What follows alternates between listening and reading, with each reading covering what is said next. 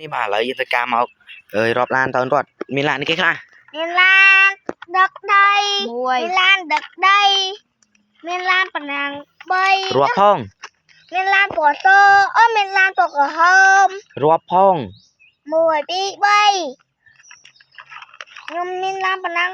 1ទៀត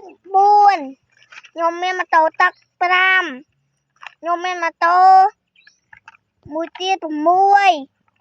ហើយខ្ញុំមានឡានប៉ុណ្ណឹងមួយទៀត7ហើយមកយើងអូនមានម៉ូតូទឹកមួយទៀត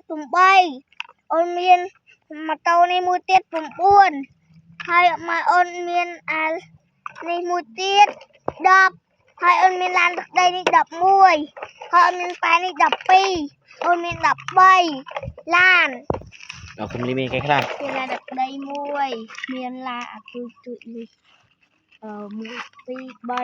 4 5 6 7 8 9 10 11 12មាន12ខ្ញុំមានត្រី1មានសាសមុទ្រ2មានឡាននេះ3មានឡានពណ៌ខ្មៅនេះ2ទៀត5 6 7 8 9 10 11